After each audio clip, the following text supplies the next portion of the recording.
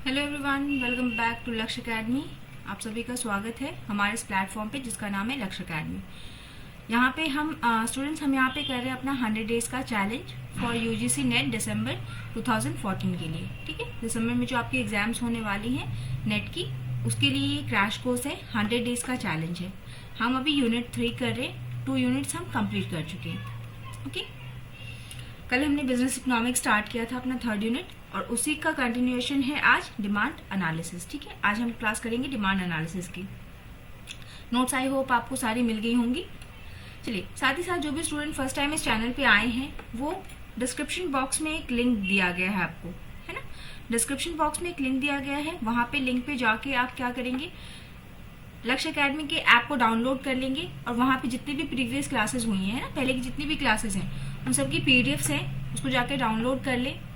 Test की PDFs हैं, उसको भी डाउनलोड कर ले रिवीजन के लिए, जिनको रिवीजन करना है।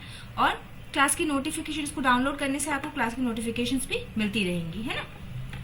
चलिए, अगर किसी को कॉम्प्रिहेंसिव स्टडी करनी है ना, मतलब पूरा एकदम स्टार्टिंग से स्टार्ट करना है, सब कुछ सारी चीजें डिटेल में पढ़नी है, तो वो हमारा कॉमर्स का कॉम्प्रिहेंसिव बैच ले लेंगे, जिसमें डिटेल क्लासेस, मॉक टेस्ट, आपके live and recorded classes, PDFs मिलेंगे आपको डाउनलोडेबल फॉर्म में, और आपका क्या है, डाउट सॉल्यूशंस। ठीक है, डाउट सेशंस आपको मिलेंगी यहाँ पे। ये सारी चीजें आपको इस कॉम्प्रिहेंसिव कॉमर्स की क्लास में मिलने वाली हैं। प्लस अभी आपको 22% का ऑफ चल रहा है। यहाँ पे कोड लगाना है आपको PO22 का। ठीक है, PO22 का आप कोड लगाएंगे 22% के डिस्काउंट के लिए। चलिए, ये सारी बातें आपकी कोर्स रिलेटेड थी, है ना, कि जिसको जैसे प्रिपरेशन करनी है वैसे कर सकता है। यूट्यूब के रिवीजन क्लासेस कर सकता है, या फिर कॉम्प्रिहेंसिव बैच से अपनी पूरी स्टडी कर सकता है, पूरा एकदम स्टार्टिंग से सारा कुछ डिटेल में प्रिपेयर कर सकता है अपना। चलिए, आते हैं क्लास पे। देखिए, आज की हमारी क्लास है डिमांड एनालिसिस। ओके, अभी डिमांड एनालिसिस को समझने के लिए, डिमांड एनालिसिस मतलब आपकी मांग का विश्लेषण। ओके, इसको समझने के लिए हमको सबसे पहले पता होना चाहिए कि मांग क्या होती है ना।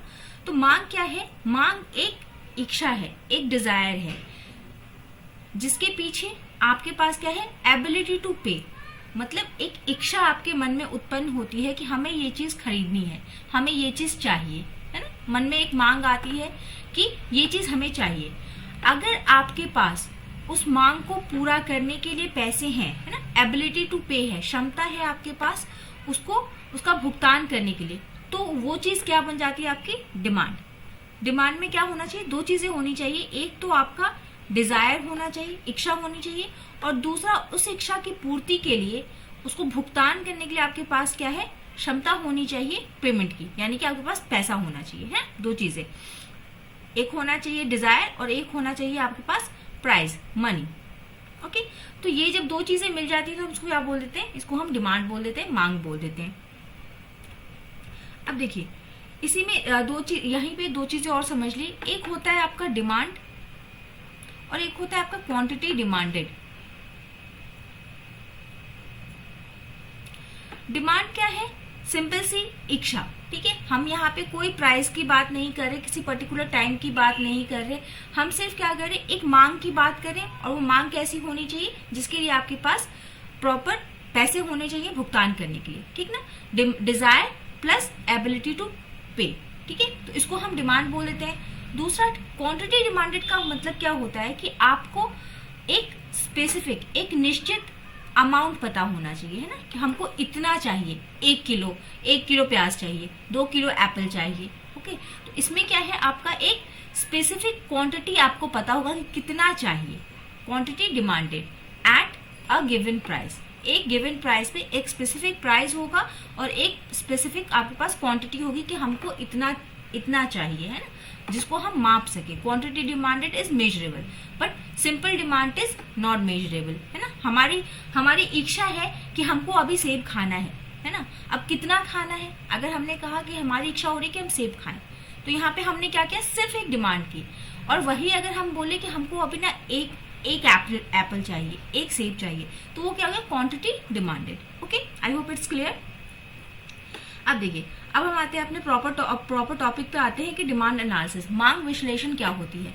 मांग विश्लेषण क्या है? मांग विश्लेषण एक प्रक्रिया है, एक प्रोसेस है जिसमें management makes decision with respect to the production, cost allocation, advertising, inventory holding and pricing. मतलब डिमांड एनालिसिस क्या है कि ये जो मांग एक उत्पन्न हुई है ना, एक जो मांग है, किसी कस्टमर ने एक डिमांड रखी, ठीक है ना, किसी कस्टमर की एक डिमांड है कि हमको ये एक कार खरीदनी है, एक बाइसाइकिल की डिमांड है। अब इस डिमांड को कैसे हमको, इसके लिए जो डिसीजंस लेने हैं कि इसका प्रोडक्शन हम कैसे करेंगे, कहाँ करेंगे, कितना करेंगे, when, where, how, to whom, किसके लिए, कैसे, कहाँ, ये सारी जितनी भी चीजें होती हैं एक मांग को पूरा करने के लिए, जितने भी हमको निर्णय लेने पड़ेंगे, है ना, वो सारा क्या आ जाता है? कॉस्ट का एलोकेशन, कितना उसमें पैसा लगेगा, कैसे उसकी एडवर्टाइजिंग करेंगे, उसके इन्वेंट्री को, जो हम रॉ मटेरियल लाएंगे उसको बनाने के लिए, उसको कैसे होल्ड करेंगे, हम उसका प्राइस क्या रखेंगे। तो ये सारी चीजें, ये सारे डिसीजंस जब हम लेते हैं एक मांग को ध्यान में रख के, तो वो क्या हो जाता है? आपका डिमांड एनालिसिस। मतलब कि मार्केट में जो एक डिमांड आई है उसको हम पूरा एनालाइज करेंगे कि उसको हम पूरा कैसे करें, है ना, डिसीजंस लेंगे उसके लिए, तो उसको हम क्या बोलते हैं? मांग का विश्लेषण करना। This is your demand analysis, ठीक है, सिंपल टर्म्स में। अब देखिए यूजेस ऑफ डिमांड एनालिसिस क्या होते हैं। यूजेस ऑफ डिमांड एनालिसिस, हमको मांग का विश्लेषण करने से हम क्या क्या हमारे लिए फायदे हो सकते हैं, क्या क्या इसके यूज हो सकते हैं कि हमको डिमांड का साइज हम पता कर सकते हैं, है ना, जैसे कि कार की डिमांड है मार्केट में। जैसे कि हम अपने क्लासेस में भी एक एग्जांपल लेते हैं, पर्टिकुलरली मैं अपनी बात कर रही हूँ कि मैं क्लास में एग्जांपल लेती हूँ टाटा नैनो का, कि रतन टाटा सिग्नल पे अपनी गाड़ी में बैठे थे, वहां पे उन्होंने एक फैमिली को भीगते हुए देखा। अभी रिसेंटली बहुत सरफेस हुआ था, इसलिए एग्जाम्पल ले रहे। उन्होंने भीगते हुए एक फैमिली को देखा, मिडिल क्लास फैमिली को, और उन्होंने सोचा कि मार्केट में जो मिडिल क्लास फैमिलीज है उनके लिए कार की डिमांड है ना, उनको जरूरत है कार की। फिर उसके बाद उन्होंने उसका पूरा डिमांड एनालिसिस किया। तो ऐसे ही तो वो जाके सीधे प्रोडक्शन में नहीं लग गए होंगे, उन्होंने पहले पता किया होगा कि इस डिमांड का साइज क्या है ना। जब हम प्रोडक्शन स्टार्ट करेंगे तो कितना एक बार में कितने कार्स को हम प्रोड्यूस करें, कितना उसका साइज होगा। देन हम उसके बाद हमको अगर पता करना होता है कि प्राइस के बढ़ाने या घटाने से उस पर कितना चेंज आएगा डिमांड पे, मतलब यानी कि सही प्राइसिंग के लिए हमको उसका मूल्य निर्धारण के लिए डिमांड एनालिसिस हेल्पफुल होता है ना। डिमांड एनालिसिस करेंगे तो हम उसका मूल्य निर्धारण कर सकते हैं। Possibility of sales promotion through manipulation of prices. Demand analysis जब हम डिमांड का पूरा आकलन करते हैं तो ये हमको बताता है कि हमको कैसे अपने प्रोडक्ट को कैसे प्रमोट करना है ना? मतलब हमको उसको सस्ता रखना है, महंगा रखना है, कैसे हमारा प्रोडक्ट बिकेगा, कैसे हमारा प्रोडक्ट जो है वो उसका सेल्स प्रमोशन होगा, उसमें भी आपका डिमांड एनालिसिस हेल्प करता है। देन डिमांड कैसे एडवर्टाइजमेंट से रिस्पॉन्स करता है ना, मतलब हमको कितना एडवर्टाइजमेंट पे खर्च करना है सो दैट कि डिमांड हमारा मार्केट में जनरेट हो। जैसे कि अब जब ये इन्होंने कार बनाई होगी, ये टाटा नैनो जब बनाई गई होगी तो इसका एडवर्टाइजमेंट किया गया होगा, क्योंकि ये तो फर्स्ट टाइम मार्केट में आई थी ना। तो अगर आप लोगों को बताओगे नहीं कि मिडिल क्लास लोगों के लिए एक कार आई है जो आप 1 लाख रुपए में खरीद सकते हो, तो कैसे कस्टमर को पता चलेगा, है ना। तो उसके लिए क्या है, एडवर्टाइजमेंट करना पड़ता है, उसके लिए भी हमारा डिमांड एनालिसिस हेल्प करता है। Then optimum levels of sales and inventories, इसको पता करने के लिए मतलब कि हमको कितना इन्वेंट्री खरीद के रखना है, कितना लेवल पे हमको सेल करना है, ये सारी चीजों में आपको कौन हेल्प करता है, डिमांड एनालिसिस। ओके, ये हिंदी वाले स्टूडेंट्स देख लेंगे एक बार। अब देखिए हम यहाँ पे 2 तरीके, वैसे तो बहुत सारे टाइप के डिमांड्स होते हैं बट 2 टाइप के हम डिमांड्स को देख लेते हैं, क्योंकि ये 2 टाइप के डिमांड जो है ना यही पूरा मार्केट डिसाइड करते हैं।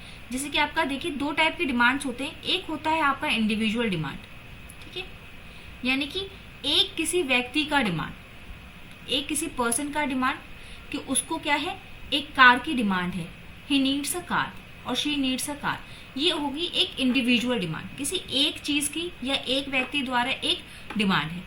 जब यही सारे लोगों का डिमांड मिला दिया जाता है, जब इंडिविजुअल डिमांड्स को हम जोड़ देते हैं, एग्रीगेट कर देते हैं, तो क्या है, हमको क्या पता चलता है, मार्केट डिमांड पता चलता है। ठीक है, market demand is the sum of the individual demands of a product at a price per unit of time. मतलब एक समय पे, एक निश्चित समय पे, एक निश्चित मूल्य पे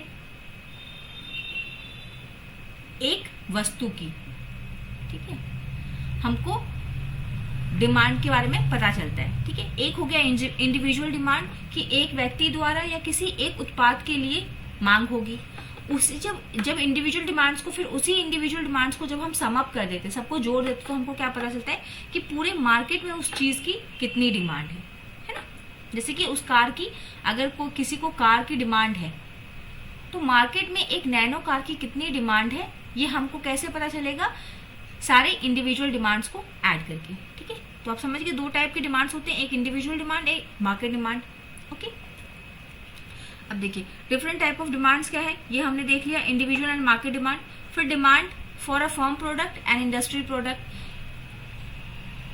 एक फर्म में उत्पाद की मांग और एक पूरी इंडस्ट्री में उत्पाद की मांग। जैसे ओसवाल आपका एक टेक्सटाइल का इंडस्ट्री है, तो इस ओसवाल में कितना रॉ मटेरियल का डिमांड है या इसके प्रोडक्ट्स की कितनी डिमांड है। और दूसरा इंडस्ट्री, पूरे टेक्सटाइल इंडस्ट्रीज की, चाहे वो ओसवाल हो या फिर आपका रेमंड्स हो, जितनी भी टेक्सटाइल इंडस्ट्री है ना, उन सब में उत्पाद की डिमांड कितनी होगी।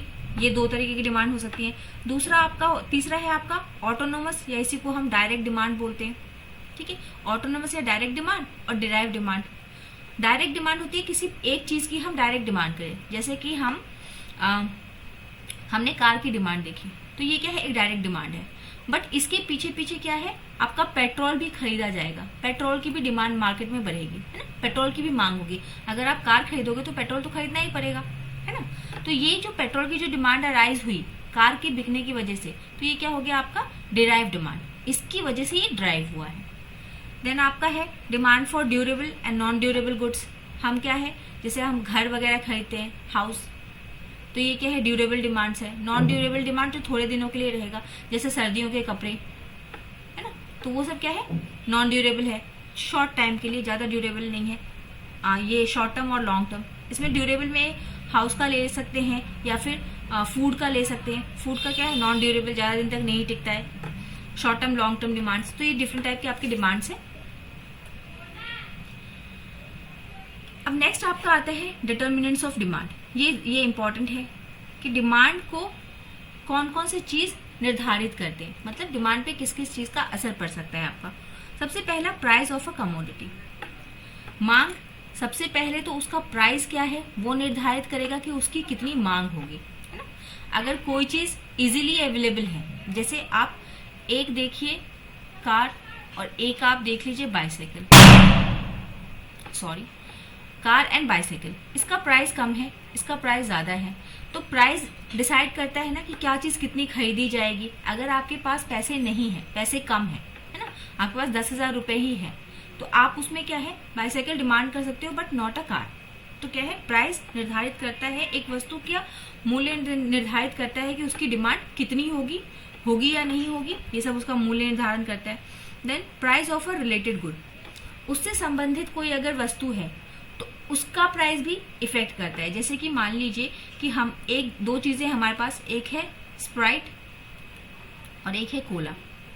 अगर स्प्राइट के प्राइसेस बढ़ गए, है ना, तो इसकी वजह से क्या होगा, अगर स्प्राइट के प्राइसेस बढ़ गए तो स्प्राइट का डिमांड कम हो जाएगा, वहीं कोला का डिमांड इंक्रीज हो जाएगा। मतलब मान लीजिए 50 रुपए का ये भी मिलता है और ये भी मिलता है, बट क्या हुआ, अभी इसकी प्राइस हो गई 60, तो अब क्या है, लोग इसकी डिमांड कम कर देंगे और इसकी डिमांड को इंक्रीज करेंगे। तो दोनों रिलेटेड गुड्स हैं, तो रिलेटेड कमोडिटी का भी अगर प्राइस बढ़ जाए, है ना, अगर उस रिलेटेड जो एक दूसरे संबंधित उत्पाद है, अगर उनका प्राइस बढ़ा दिया जाए एक का, तो दूसरे की डिमांड में बदलाव आ सकता है। थर्ड है income of the consumer. Income of the consumer कैसे इफेक्ट करता है, जैसे मान लीजिए आपकी सैलरी 25,000 रुपए थी, वो बढ़ के हो गई 1 लाख रुपए। आपने जॉब स्विच कर ली या आपकी गवर्नमेंट जॉब लग गई, आपकी सैलरी हो गई अब 1 लाख रुपए। पहले आप जाते थे स्कूटर से अपने ऑफिस, अब अभी भी 1 लाख की सैलरी पे भी आप स्कूटर से जाएंगे नहीं, आपका क्या होगा, आपकी प्रायोरिटी बदल जाएगी क्योंकि आपके पास इनकम है। तो अब आप क्या करेंगे, स्कूटर से ना जाके आप कार परचेज कर लेंगे, तो अब आपकी डिमांड क्या होगी, कार की। तो income in the hand of consumer, उपभोक्ता के हाथ में कितना पैसा है वो भी डिमांड को डिसाइड करता है। आप सस्ती चीजें नहीं खरीदेंगे, अगर आपके पास इनकम ज्यादा आ गई तो आप सस्ती चीजों को छोड़ देंगे, उसकी डिमांड खत्म कर देंगे। Then your taste and preferences, आपको क्या पसंद है क्या नहीं पसंद है, उस पर भी डिमांड डिपेंड करता है। आपको स्प्राइट नहीं पसंद तो आप स्प्राइट नहीं खरीदेंगे, आप कोला की डिमांड करेंगे। Then expectations of price change in the future. Future में किसी चीज की प्राइस इंक्रीज होने वाली, अभी से दिवाली तक ना ये डिस्टर्बेंसेस चलते रहेंगे, है ना। तो हमें लगता है कि फ्यूचर में किसी चीज का प्राइस इंक्रीज होने वाला है ना। तो हम क्या करेंगे, अभी से उस चीज को स्टोर करना स्टार्ट कर देंगे। तो क्या है, अचानक से हमने क्या किया, डिमांड इंक्रीज कर दी। साइज ऑफ पॉपुलेशन, जहां पॉपुलेशन ज्यादा होगा वहां डिमांड ज्यादा होगी। डिस्ट्रीब्यूशन ऑफ इनकम हम डील कर चुके हैं यहाँ पे इनकम वाले में।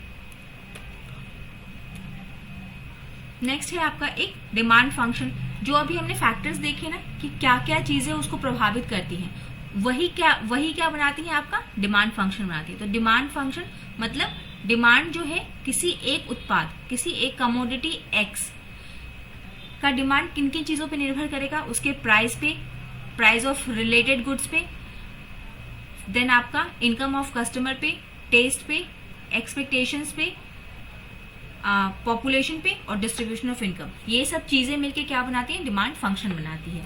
ओके, अब देखिए दो चीजें, छोटी छोटी दो चीजें हैं, समझ ली। ये सारा ना मान लीजिए एक तरह का इंट्रोडक्टरी पार्ट है। इसके अगली क्लासेस जो आएंगी ना वो सारा आपका मेन क्लासेस होंगी। ये सारा इंट्रोडक्शन चल रहा है अभी, है ना। जब तक बेस क्लियर नहीं होगा तब तक हम आगे की चीजें नहीं कर पाएंगे, इसलिए ये सारी चीजें आपको जाननी जरूरी है। छोटी छोटी, कभी हो सकता है वन वर्ड में कोई क्वेश्चन आ जाए, है मतलब 1 मार्क्स का कोई क्वेश्चन आ जाए। एक चीज होती है आपका डिमांड शेड्यूल और एक होता है आपका डिमांड कर्व। एक होता है कर्व एंड एक होता है आपका शेड्यूल। देखिए शेड्यूल क्या होता है, डिमांड शेड्यूल, देखिए ये एग्जाम्पल से समझा देते हैं।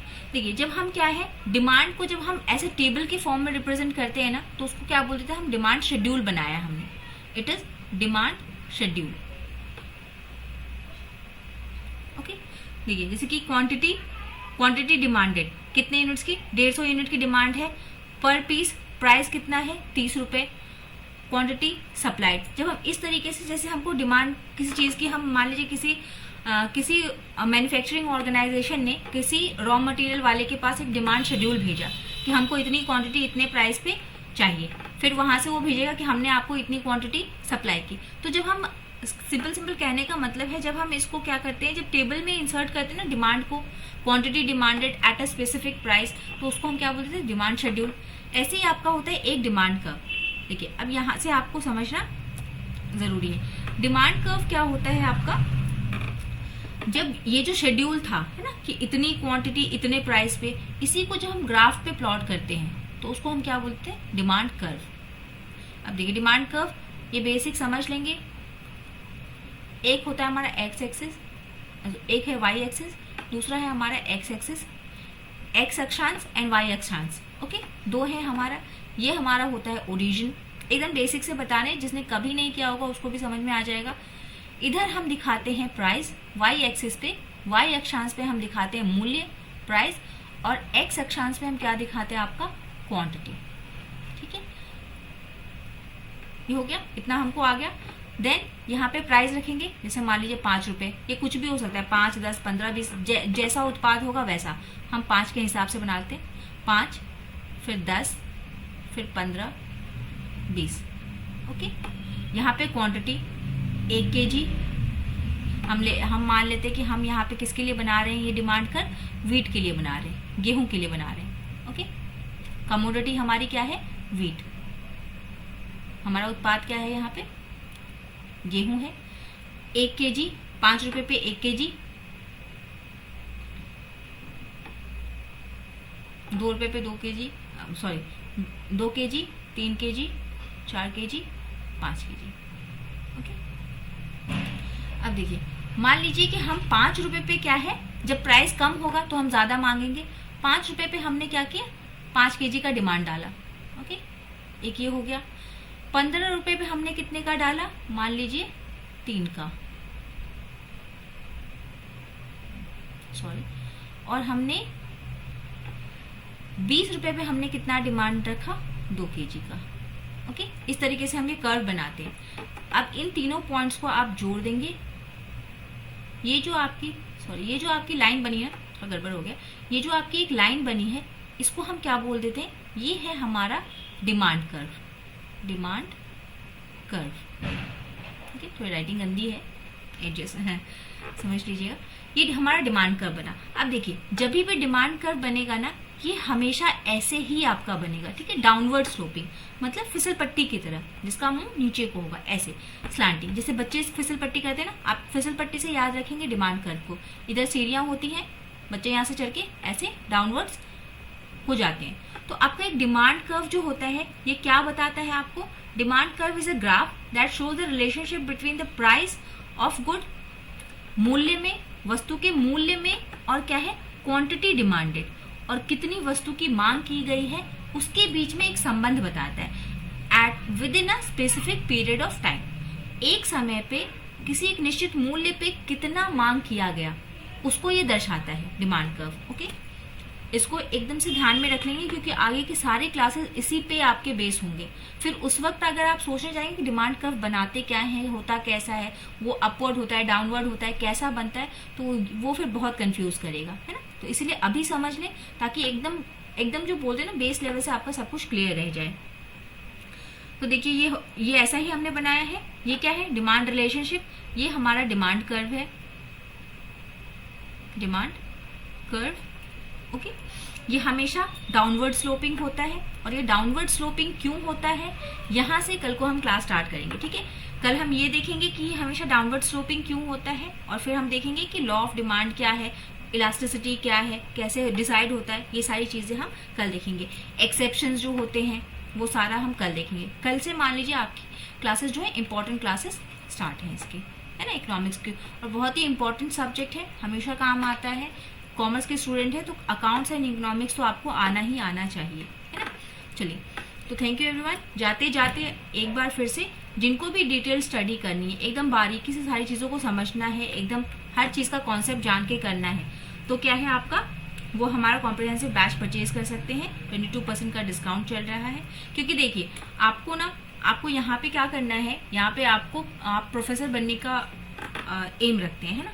तो एक प्रोफेसर की अगर सारा बेस क्लियर नहीं होगा तो आप कैसे आगे चीजें जा सकते हैं ना। सिर्फ नेट जेआरएफ निकालना ही हमारा मोटो नहीं है, हमें उसके आगे भी काम करना है। तो उसके लिए क्या है, आपको बारीकी से सारी चीजें पता होनी चाहिए। तो do join our comprehensive classes, discount चल रहा है, अच्छा खासा डिस्काउंट है ये, मार्केट में इतना डिस्काउंट आई डोंट थिंक कोई दे रहा है। इसके लिए कोड आपको लगाना है PO22 का। चलिए ठीक है, thank you everyone, have a nice day.